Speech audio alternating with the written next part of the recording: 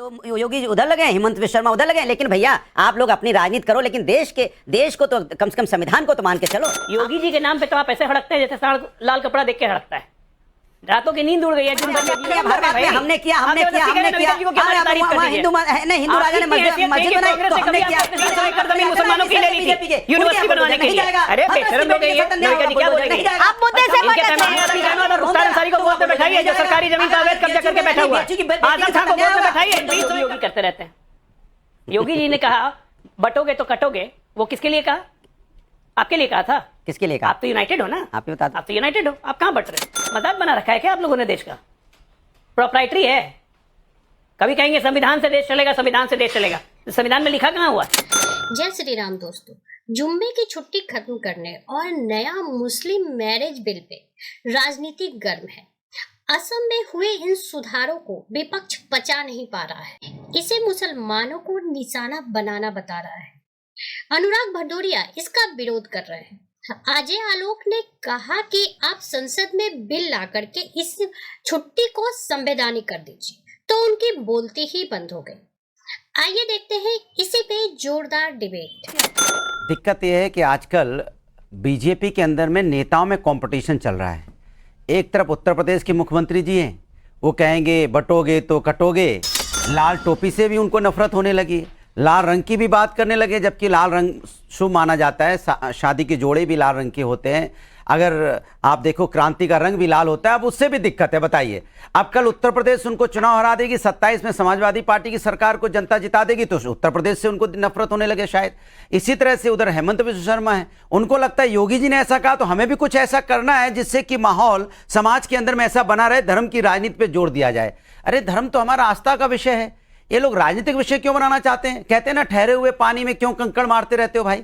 ये विभिन्न भाषाओं का देश है, विभिन्न धर्मों का देश है, विभिन्न वेशभूषाओं का देश है। आप उसकी अनेकता में एकता को भंग क्यों करना चाहते हो भाई? आपको राजनीति करने करो ना। आप बताओ ना, आपने असम में कितने मेडिकल कॉलेज बनाए? आप बताइए, आपने कितने हॉस्पिटल बना दिए? बताइए कितने आपने एम्स खोल दिए वहां पे? बताइए आपने कितने स्टेडियम खोले हैं? बताइए आपने कितने युवाओं को वहां पे अपने पैरों पे खड़ा किया है? तो सवाल इस पे, जब आप इस पे जवाब नहीं होता है तो आप ये सब ऐसे इश्यू को आप जिंदा करते हो जिससे कि लोग इसी के बारे में सोचते रहें और जो विकास है हमारा रुक जाए। ये देश के विकास और समाज के विकास की बात नहीं करते, ये अपने विकास की बात कर रहे हैं। और वो चीफ मिनिस्टर को अपना विकास करना है, उनको अपनी ये सब बातें बोल के हाईलाइट होना है, जिससे हाईलाइट हो जाए। हम लोग डिबेट कर रहे हैं ना, नाविका जी कर रही ना, यही तो चाहते थे, और उसमें डिबेट हो भी रही है। और उसमें अभी देखो बीजेपी वाले उसमें आप आ भी रहे हैं, उस डिबेट में आप आ भी रहे हैं, मैं डिबेट कर भी रही हूं, वो कराना भी चाह रहे हैं, सब कुछ आपको पता चल रहा है।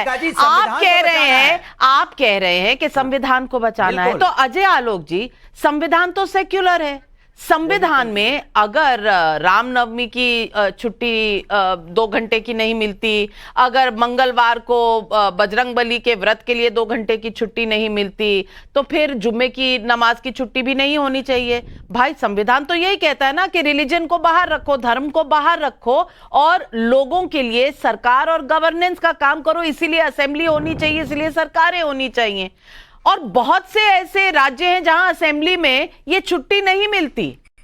वो क्या राज्य जो है वहां पर मुस्लिम क्या लोग जो है वो चोला उठाकर बगावत का खड़े हो गए? नहीं, वहां ठीक है। तो सब जगह यूनिफॉर्म होना चाहिए। लेकिन दिक्कत किस बात की है इनको? ये कंपटीशन तो नहीं है हिमंता जी और योगी जी के बीच का, जिस पर इशारा कर रहे हैं अनुराग जी? कंपटीशन इशारा नहीं कर रहे नाविका जी, कंपटीशन चल रहा है, कौन बड़ा नेता बन जाए। बीजेपी में उनको लग रहा है अभी प्राइम मिनिस्टर कैंडिडेट चूंकि अब आगे हमें लेना है, तो योगी जी उधर लगे, हेमंत विश्व शर्मा उधर लगे। लेकिन भैया आप लोग अपनी राजनीति करो, लेकिन देश को तो कम से कम संविधान को तो मान के चलो। अपनी राजनीति चमकाने के चक्कर में समाज को तोड़ना चाहते हो। कैसे अजय आलोक जी, ये संविधान के खिलाफ कैसे? अब नहीं, मुझे हरा कुर्ता बस ये बता दें, संविधान में कहां लिखा हुआ है कि जुम्मे के दिन नमाज के लिए 2 घंटे की छुट्टी होनी चाहिए?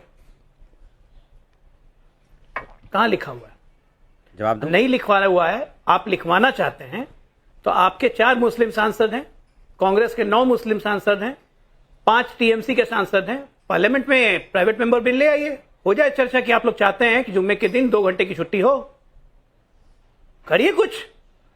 मुसलमानों के इतने बड़े हितैषी है, ये काम नहीं कीजिएगा क्या? करना चाहिए पार्लियामेंट में आप लोग को। जगदीप धनखड़ ने कैंसिल कर दिया राज्यसभा में, तब भी आप कुछ नहीं बोले। अब क्यों नहीं कर रहे हैं? इसको संवैधानिक बना दीजिए अनुराग जी। जवाब दूंगा। मजाक बना रखा है क्या आप लोगों ने देश का? प्रोप्राइटरी है। कभी कहेंगे संविधान से देश चलेगा, संविधान से देश चलेगा। तो संविधान में लिखा कहां हुआ है? और वो हटा दिया तो उस पर लगे हंगामा करने। वो कह रहे हैं पॉलीगैमी खत्म करेंगे, बहुविवाह खत्म करेंगे, तो उसमें आपको दिक्कत है। क्यों? मुसलमानों को अलाउड होनी चाहिए क्या 2-3 शादी करना? आप समर्थक हैं इसके? बोलिएगा, इसका भी जवाब दीजिएगा। पॉइंटेड अभी दूंगा मैं। चाहिए। आप समर्थक हैं कि मुसलमान जवाब 2-3 शादियां करें?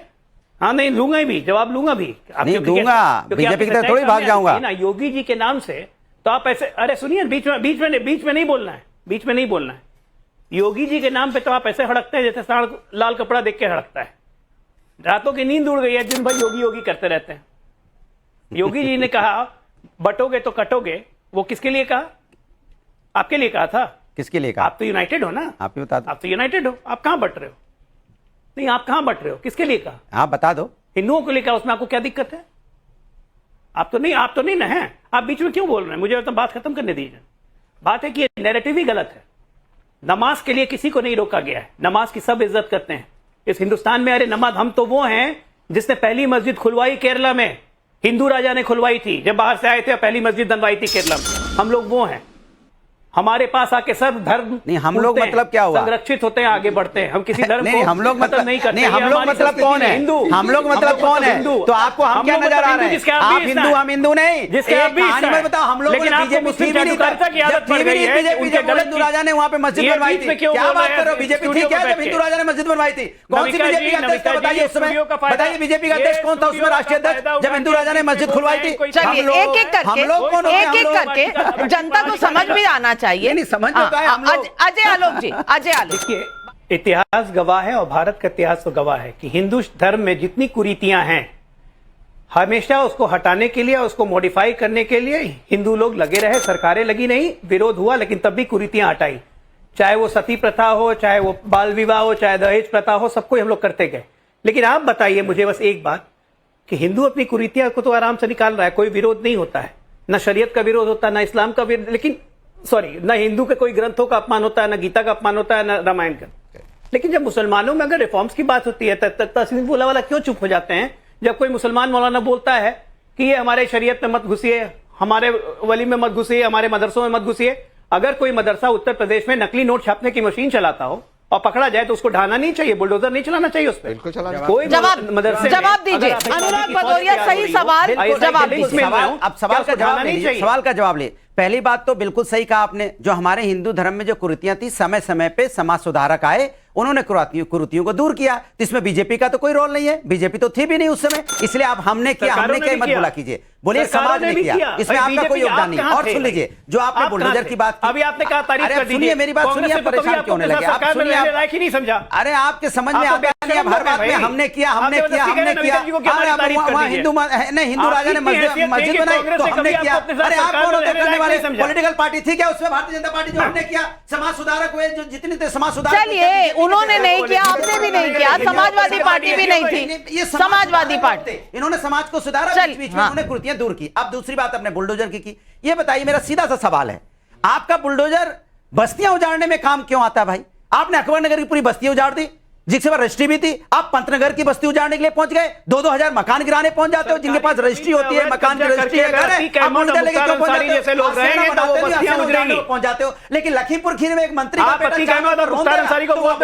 सरकारी जमीन का अवैध कब्जा करके बैठा हुआ, आजम खान को बोलते बैठाइए 300 एकड़ जमीन मुसलमानों की ले ली थी यूनिवर्सिटी बनवाने के लिए। अरे बेशरम लोग हैं ये, क्या बोलेंगे आप? मुद्दे से भटक रहे हैं। मदरसे का जवाब दो जी। नकली नोट कहीं पर भी छपे, वो क्रिमिनल एक्ट, बिल्कुल है। क्रिमिनल एक्ट हमारे देश में 1947 से सेक्युलर है। हाँ। हम सिविल एक्ट की बात करें, ये इसे कंफ्यूज करते हैं। ये इसमें से क्या क्रिमिनल एक्ट में क्या अगर किसी ने रेप किया या किसी ने मर्डर किया, क्या क्रिमिनलिटी रिलीजन देखते छोड़ा जाता? 1947 से छोड़ा गया, नाविका जी आप रिस्पेक्ट करें। ये क्रिमिनल एक्ट और सिविल एक्ट को क्यों मिक्स करते हैं? क्योंकि इनके पास जवाब नहीं है। 1 मिनट, अगर जुम्मे की नमाज के 2 घंटे कम कर दिए तो ये क्रिमिनल है, सिविल है, या लेजिस्लेचर और स्पीकर का हक है? मुद्दा वो है, उसको कहां तक भटकाया जा रहा है वो आप खुद देखिए। All India Muslim personal law board के अध्यक्ष ने जब कहा, ये जब वक्फ कानून आया था कि हमारी शरीयत में दखल ना दे सरकार। भारत में शरीयत का कानून चलता है, संविधान चलता है? पहले बता दें अनुराग भदौरिया और तहसीर पुनावाला, भारत में किसका कानून चलता है? इस देश किसके हिसाब से हम चलते हैं? तहसीन किसके हिसाब से चलते हैं? मेरी बात सुनिए। तो ये मानसिकता जो है, सेंस ऑफ प्रोप्राइटरी, ये इनकी गलती नहीं है मनाविका जी, ये इन लोग की गलती नहीं है, तहसीन और बाकी मुल्लाओं की गलती नहीं है, ये गलती है कांग्रेस पार्टी की, जिससे 60 साल में तुष्टीकरण की राजनीति देके इन लोग के दिमाग में डाल दिया है कि तुम ये काम कर सकते हो, हम तुम्हारे पीछे हैं। लैटरल एंट्री की तो आप बात ही मत करिए। होमी बाबा क्या यूपीएससी देकर आए थे? हाँ, विक्रम साराभाई यूपीएससी देकर आए थे। नेहरू जी के जमाने से लैटरल एंट्री चली आ रही है। मनमोहन सिंह जागे हैं आप लोग। इतना मनमोहन सिंह निकाला तो मैं कहती हूँ सरकार ने गलत किया, बहुत गलत किया, डर गई, लेकिन नहीं निकालना चाहिए था। इस डिबेट को लेकर आपकी क्या राय है, हमें जरूर बताएं। हमारे साथ जुड़े रहने के लिए चैनल को लाइक एंड सब्सक्राइब करना ना भूलें। Thank you so much.